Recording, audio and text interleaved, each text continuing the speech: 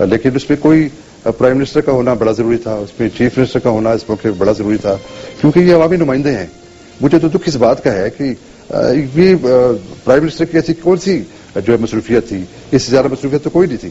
کیا آج کا دن تھا یہ اتنا اہم دن تھا, اور اس اسکول میں خصوصی طور پہ جس میں کتنا بڑا سانحہ ہوا ہے, جس میں اتنے بچے شہید ہو گئے ہیں, جتنے ماؤں کی گودیں اجڑ گئی ہیں, یہاں پہ کم از کم پرائم منسٹر کو, چیف منسٹر کو اور جو دیگر ہمارے جو عہدیداران تھے ان کو, جو ملکی سطح پہ ان کو آنا چاہیے تھا, اور ان کو ان والدین کے ساتھ کھڑا ہونا چاہیے تھا, ان کو تسلی کے الفاظ بولنے چاہیے تھے تاکہ ان کو ایک ڈھارس پہنچتی کہ کم از کم یہ ہماری لیڈرشپ, ہمارے بڑے, ہماری قوم, یہ جو بڑے لیڈرشپ ہے ہمارے ساتھ کھڑی ہے. اور کھڑی ہے مبشر صاحب, میں سمجھتا ہوں کہ لیڈرشپ اور ویژن آج ہمیں نظر آ گیا کہ وہ آرمی چیف میں ہے یا منتخب نمائندوں میں ہے. دیکھیں ماشاء اللہ لگوا لیتے ہیں نا, دیکھیں اس آرمی پہ ہم کتنی تنقید کرتے ہیں, ہم کوئی موقع نہیں جانے دیتے. آپ کی سرحدوں کی حفاظت, آپ کہتے ہیں جی ان کا کام تو سرحدوں کی حفاظت ہے. مجھے بتائیں, اسکول ہوں, مدرسے ہوں, ہاسپٹل ہوں, آپ کی سڑکیں ہوں, سیلاب ہو, یار زلزلہ ہو, آپ کہاں کہاں فوج کا ذکر نہیں کریں گے. مجھے بتائیں کہ یہ جو پیرنٹ جو بات کر رہے تھے والد صاحب, میں ان کی بات سے بالکل ایگری کروں گا. آج ہونا چاہیے تھا کہ وزیر اعظم پاکستان یار اسلام آباد کے کسی اسکول میں جاتے, میاں شہباز شریف صاحب لاہور نظر آتے, ان کی کیبنٹ, ان کے ایم پی اے, اسی طرح سندھ میں, بلوچستان میں اپنے خاندان کے بچوں کو نکلوا کے باہر بھیج دیے. کیا باتیں کر رہے ہیں, مجھے بتائیں کہ وہ کیوں نظر نہیں آ رہے, کیا نہیں, کیا وہ ڈرتے ہیں, کس سے ڈرتے ہیں؟ مریم نواز نے تو اپنے بچے کو نکال کے باہر لے گئی ہیں. 77,000 کے قریب اس وقت پنجاب کے اسکول ہیں. میں باقی تو ڈیٹا میرے پاس نہیں ہے, پنجاب کا تھوڑا سا میں نے دیکھا ہے. آپ ان اسکولوں کی سیکیورٹی کی بات کرتے ہیں. یار آپ تو لاہور کے چند اسکولوں میں تو آپ دباؤ ڈال سکتے ہیں کہ وہ سیکیورٹی کر دے, وہ سیکیورٹی کر دے. 77,000 اسکول جہاں بچوں کی اکثریت ہے, وہاں آپ کی آپ جو بات کر رہے تھے, چھتیں نہیں ہیں, دیواریں نہیں ہیں, مسنگ فیسلٹیز کی اتنی لمبی لائن ہے. مجھے بتائیں, ہمارے نزدیک law and order, security, hospital, تعلیم, یہ تو اہمیت کے حامل ہی نہیں ہے. آپ ایسے ذکر کیے جا رہے ہیں. مجھے بتائیں کہ ہمارے پاس تو صرف ایک ہی ایشو ہے اس ملک میں, پل بنا دیں یا میٹرو بنا دیں, اللہ اللہ اور خیر صلی اللہ. اس میں لگی ہے نا, پیسے ہیں. لگتا ہے کہ پوری قوم نے میٹرو پہ سفر کرنا ہے, پوری قوم نے پلوں پہ چڑھنا ہے. خدا کا خوف کرنا چاہیے یار حکمرانوں کو. پتہ نہیں کب تک ان کو, اب مجھے نہیں سمجھ آتی کہ کب ہوش آئے گا. اتنا بڑا واقعہ, اور آرمی چیف نے جا کے کم از کم ان کو ایک پیغام تو دیا کہ یار لیڈرشپ آپ کی کدھر ہے, آپ کا ویژن کدھر ہے, آپ کیا بات کرتے ہیں. 21 ترمیم کی جو تحفظات ہیں اس کے متعلق کیا کہیں گے ملٹری کورٹس کے اوپر؟ سر دیکھیں میری بات سنیں, ملٹری کورٹس میں پھر وہ آپ پہ بھی توہین عدالت لگی تھی, میرے پہ بھی شاید لگ جائے گی. دوبارہ ایک ادارہ جو ہے اپنا اگر کام کر رہا ہوتا تو دوسرا ادارہ کیوں آتا ہے؟ اگر سول گورنمنٹ اچھے طریقے سے پرفارم کر رہی ہوتی ہے تو فوج کو آنا ہی نہ پڑے. اسی طرح میں سمجھتا ہوں کہ اگر عدالتیں لوگوں کو انصاف دے رہی ہوں, اور سستا اور فوری انصاف جس کو کہا جاتا ہے, اگر وہ دے رہی ہوں تو پھر کیا ضرورت ہے ملٹری کورٹس بنانے کی اور دوسری کورٹس بنانے کی؟ سستا کیوں؟ یہ ہمیشہ ٹرم ہی غلط ہے. انصاف تو فری ہونا چاہیے, سستا مہنگا کہاں سے آ گیا؟ چلے پھر بھی وکیل کے پیسے تو دینے ہی ہے نا, وکیل تو مفت نہیں آتا. محسن صاحب آپ کی بات کی میں آگے بڑھاتا ہوں. بات یہ کہ اگر کورٹس نے کچھ فیصلے کیے تھے تو سزاؤں پہ عمل درآمد تو حکومتوں کی ذمہ داری تھی کہ کورٹس کو اگر ہم ٹارگٹ کرتے ہیں, فیصلے تو 480 کیسز میں تو انہوں نے کیے, لیکن ان پھانسیوں پہ عمل درآمد کیوں نہیں ہو سکا؟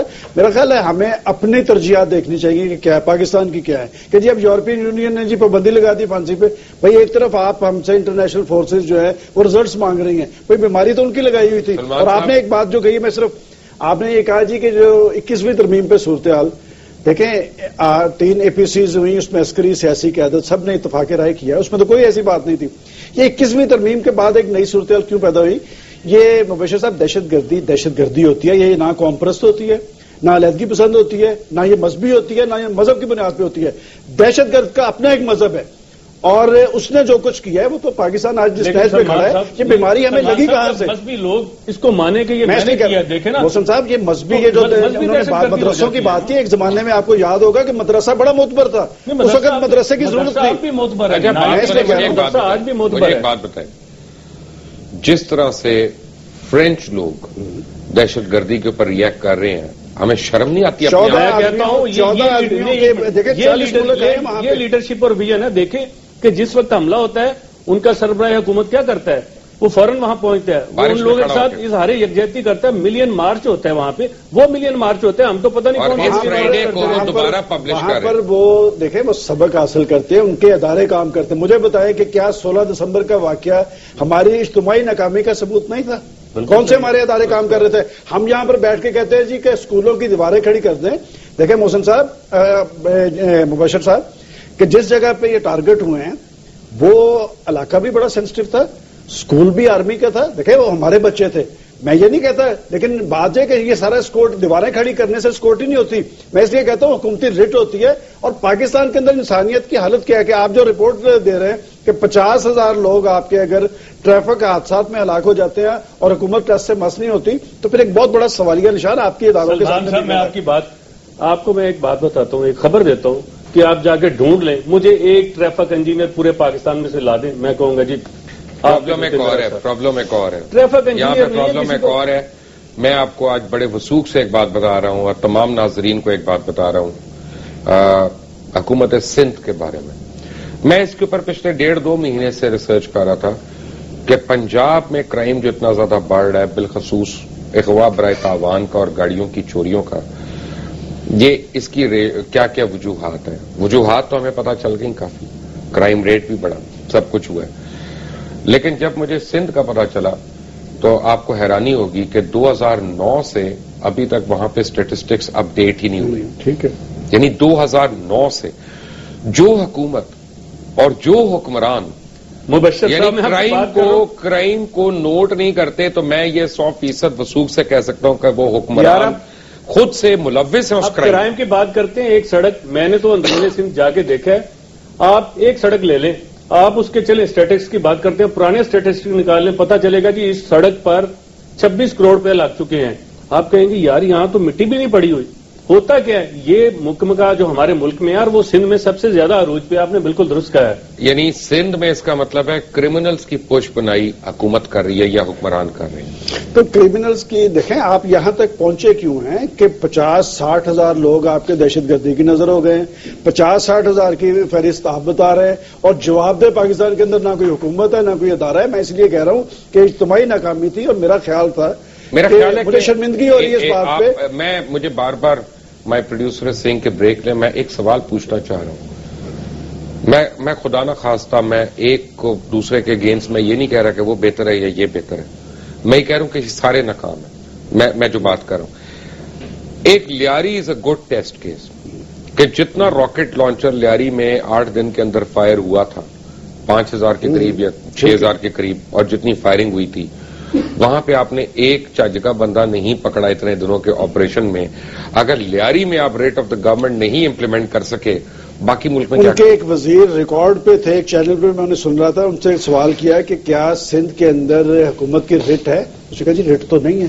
تو بھئی آپ منسٹر کس چیز کے ہیں؟ میں اس لیے کہہ رہا ہوں کہ یہ جو ہماری سیاسی تاریخ ہے یہ بڑی تلخ ہے کہ حکومتوں کی ترجیحات کیا ہے کہ آپ وہاں کی فرانس کی مثال دے رہے ہیں. بریک کے بعد مجھے برا کہہ لیجیے گا گریا صاحب, آپ تو نہیں کہیں گے شاید, میں پھر لعنت بھیجتا ہوں اسی جمہوریت پہ. میں اوپنلی آپ کو بتا رہا ہوں, اگر جمہوریت ہو تو, اگر جمہوریت ہو تو, اگر انسانی جان کی قدر نہیں ہے, جس طرح کی جمہوریت نہیں, اگر انسانی جان کی قدر نہیں ہے. آج میں میرا ایک انٹرویو دنیا ٹی وی پہ ہو رہا تھا اور مجھے وہاں نعمان اجاز نے پوچھا, انہوں نے کہا جی آپ حکومت کے خلاف اتنی بات کیوں کرتے ہیں؟ میں نے کہا یار جس ملک میں ہر منٹ میں ایک بچہ مر جائے, ہر 20 منٹ میں ایک عورت جو ہے وہ زچگی کے دوران وہ بیچاری جو ہے مر جائے, اور لوگوں کو پینے کا پانی میسر نہ ہو, پانی کے اوپر کاروبار ہو, سیکورٹی کے اوپر کاروبار ہو, ہیلتھ کے اوپر کاروبار ہو, ایجوکیشن کے اوپر کاروبار ہو, میں ان حکمرانوں کو کس طرح اچھا گردان سکتا ہوں. But all of that after break. Take a break.